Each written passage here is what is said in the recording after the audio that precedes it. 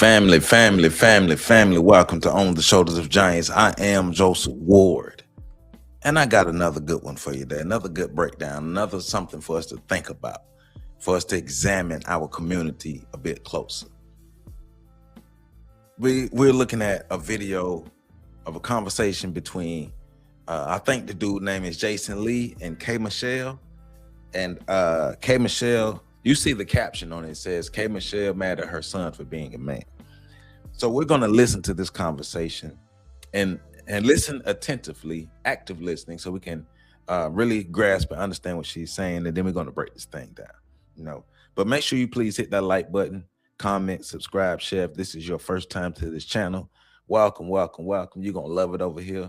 We tell the stories of our sung and unsung heroes of the African diaspora. We tell Black history over here, Black history stories. That's the foundation of this channel.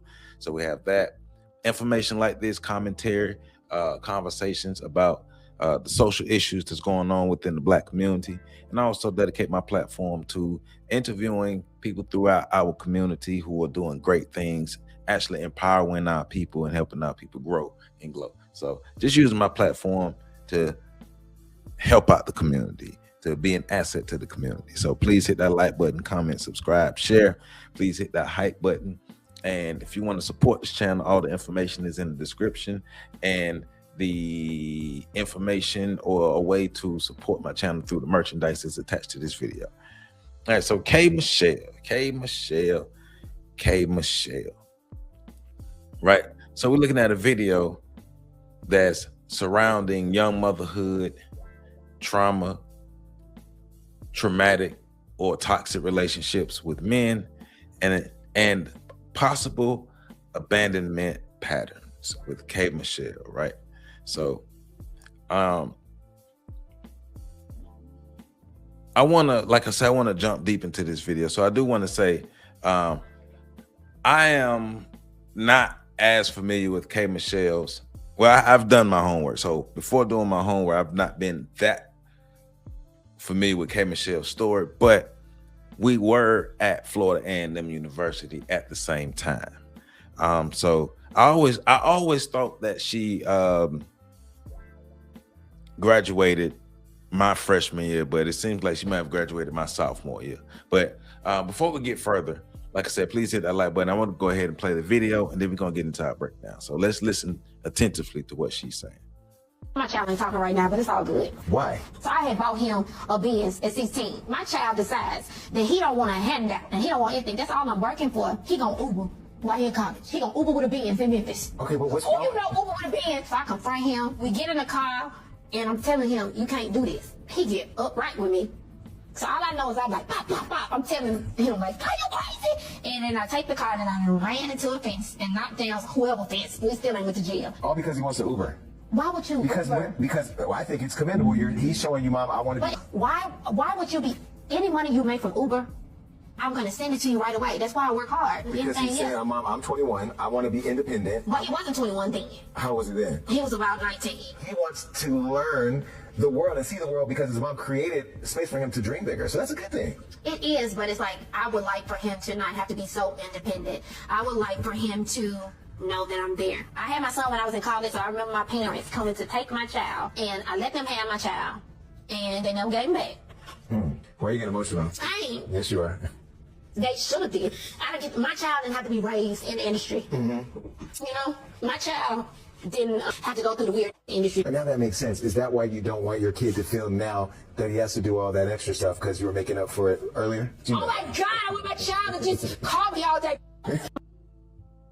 She needs her child to call her all day. It's a lot in this little 2-minute clip. It's a lot that she was saying. It's a lot that she was talking about. We're not making this video to poke fun at her. We're not making this video to make a spectacle of her. We're making this video to better understand. I'm a social scientist. To better understand how trauma really negatively affects the people within our community. How our traumatic households, how our traumatic environments, how our traumatic past really affects us. And then traumatized people do have babies. Traumatized people become parents. And we always are talking about generational trauma, especially when we're talking about post-traumatic slave syndrome. We're talking about generational trauma. So how do you break generational trauma? Well, one of the best ways is to understand what we're working with. And once you understand what you're working with, you can work to reverse it. So let's try to better understand. So she started the video off saying that her and her son is not talking. Her and the son is not talking because she brought her son a Benz, and instead of just asking for handouts from her, like Jason Lee was saying, he doesn't want to ask for handouts, but instead of asking for handouts, he is Ubering in his Benz to make money for himself. He was doing that at 19, and she doesn't like it. She doesn't like it so much to the point where you can see how emotionally distraught she is. And she even talked about crashing the car. She crashed the car because she did not want him doing Uber. Once again, she's saying she would give him money. She wishes her son was not so independent. She wants to know he's there and she wants to know that the child is there, and she wants her child to know that she's there, because she also said that she had a child in college. I remember when she was pregnant in college. She had a child in college. Her parents raised her child and never gave him back. She specifically and emphatically said, they never gave him back. These are things that she was saying. So who are we dealing with? Who is K. Michelle? K. Michelle, her birth name is Kimberly Michelle Pate. Kim Pate is her name. Born in March 4th of 1982 in Memphis, Tennessee. And it says she has a deep exposure to R&B and country music traditions. She attended Florida A&M University on the music scholarship. I didn't know she was on the music scholarship, but I do know we were at FAMU together, because I remember really learning about her when she was running for Miss FAMU. And I guess that was my sophomore year. So she actually won Miss FAMU.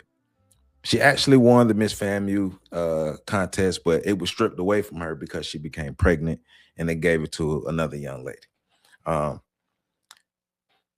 My notes say that she has often framed herself as someone who had to fight for everything, fight for her career, fight for her identity, and fight for her respect, especially as a Black woman in music spaces.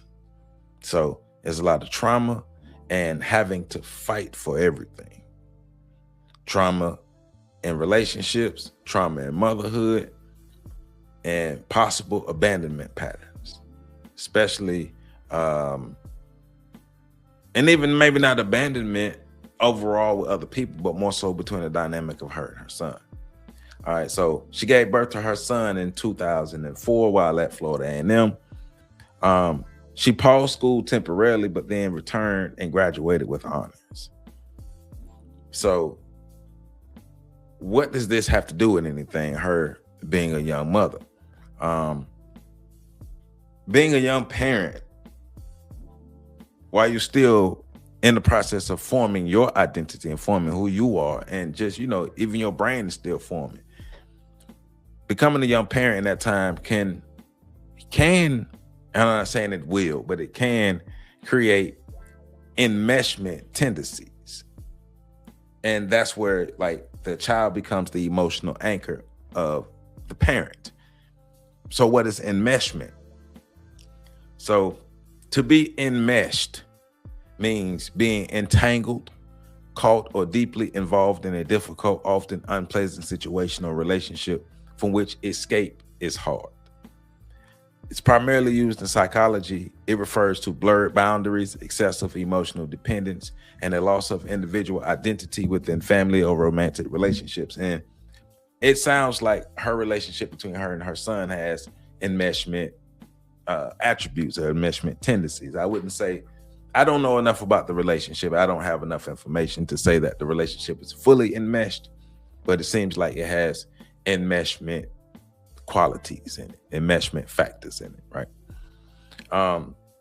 Becoming a young parent can also stimulate that helicopter parent thing, the overprotectiveness, the over-attachment. She doesn't want her son to be away from her. And with her saying that her son was taken away from her, or her parents raised her son and they never gave him back, that right there is a part of it. She wants that attachment with her son. It may be an unhealthy attachment, but yet it's an attachment. Well, or it may be a healthy attachment, who knows? But she's never had the chance to raise her child, and she seems like she wants that, right? And it seems like it's also leading to a fear of losing a stable relationship or stable loving relationship with her and her son, especially with her son growing up and becoming more independent. So she never was able to raise the son, was never able to spend that quality time that she wanted with her son, like as a parent. And now he's growing up, he's becoming more independent, so he may leave her too. And all of this information is critical for understanding, like, once again, her saying that she doesn't want her son to grow up. So from some of her testimonies and information about her, we know that she's spoken for years publicly about abusive relationships. I think I saw a video. Well, I know I saw a video of her not too long ago talking about her relationship with one Robert Kelly.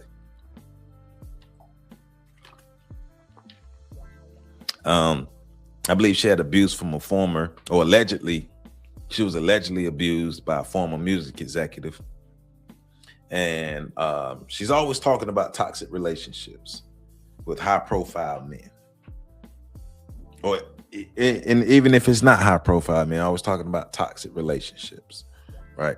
So we're looking at different patterns that we can kind of put together from the information that we do have. Don't have all the information about her, haven't done a true deep dive on her, but from the information that we do have, right? Patterns that can be developed is the emotional pain, which we can hear in her music and in her interviews. The public vulnerability, the defensive personality, and the desire for love, which is also coupled with a distrust of men. And remember, her son is going to grow up to become a man. And if she already has distrust for men, and her son grows up to become a man and becomes another man that left her, that could cause a lot more emotional distress for her as time goes on. So now we're still looking in the realm of, trauma psychology. She has a lot of trauma in her life, and she needs a lot of healing. She needs a lot of help. So now we're looking at emotional patterns around men, right? And so what we've learned from interviews and what we've seen from her in public and all those things there, and just listening to her talk, she's expressed difficulty trusting men. Seems like she's always had toxic, difficult relationships. She prefers men who are private, who are not fame-seeking. She has described dating as cold and hurtful, very toxic, very abusive. We know she wants emotional safety and not just attraction. Emotional safety, emotional assurance, emotional control. She wants to avoid environments that resemble the past trauma. So therefore that goes to the private relationships. Now, I don't know enough about her, so I don't even know nothing about no public relationships she had about that. But this clip I thought was very interesting. That's why I want to kind of break this down and go on with some of the information that I do know about her, right? And some of the information that I did find, right? So now we're looking at the dynamic with her and her son. So she has a strong emotional attachment to her son. Remember, she was not able to raise this son, but she still has this strong emotional attachment. Her protective instincts, they're kicking in. She wants to protect her child. She wants to have her son close to her. She wants that emotional attachment. Remember, some elements of enmeshment, not saying she is fully enmeshed, but some elements of enmeshment, definitely emotional control and emotional reactions tied to fear of loss, independence, and separation, because that does not give her control. But remember, all of this is based off of the trauma that she's experienced in the past.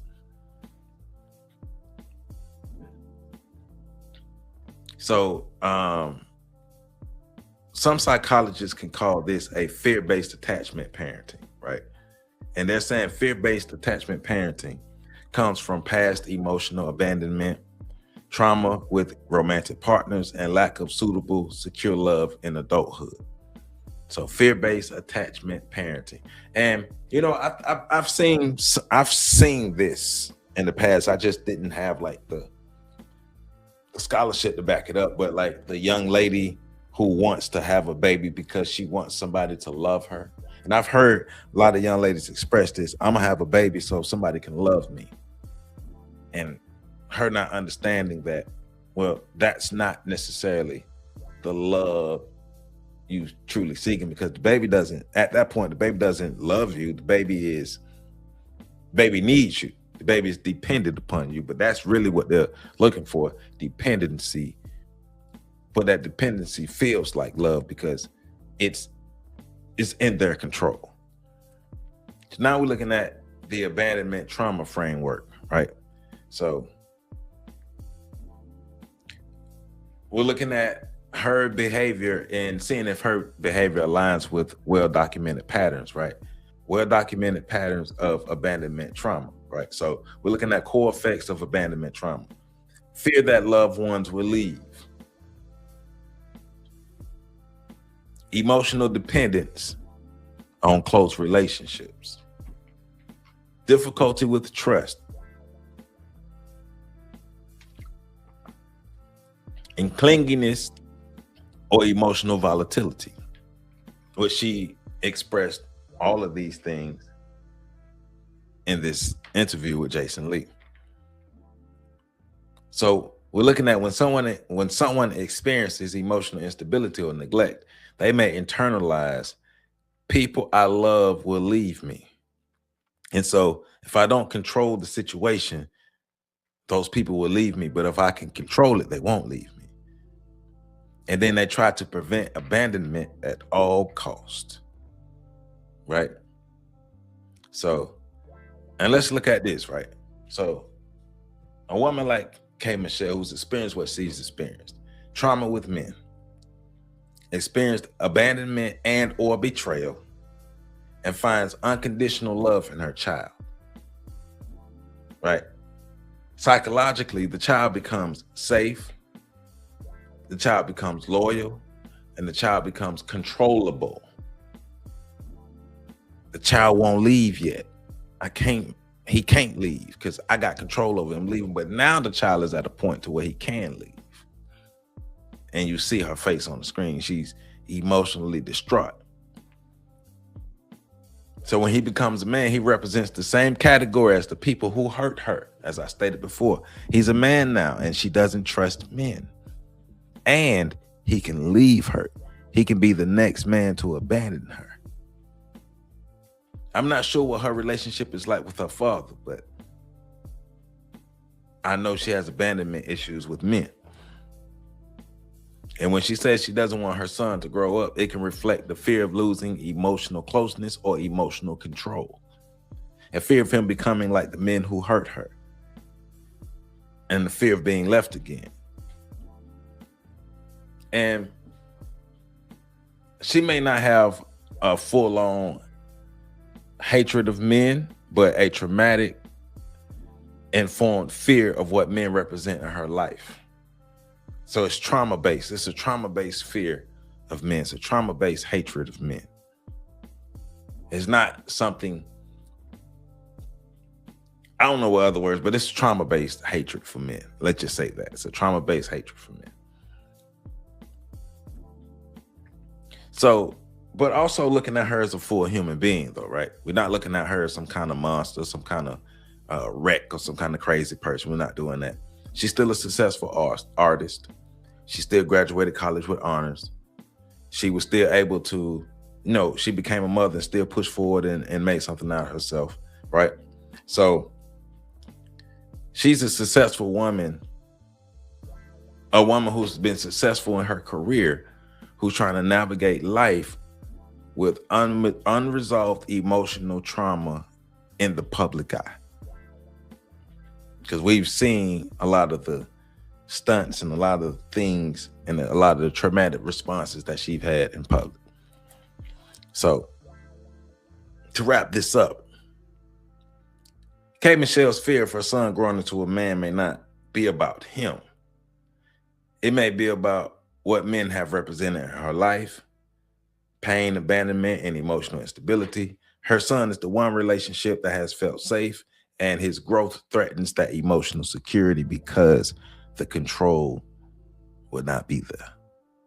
And she needs that control to make sure that she feels loved and secured. So I hope this made sense.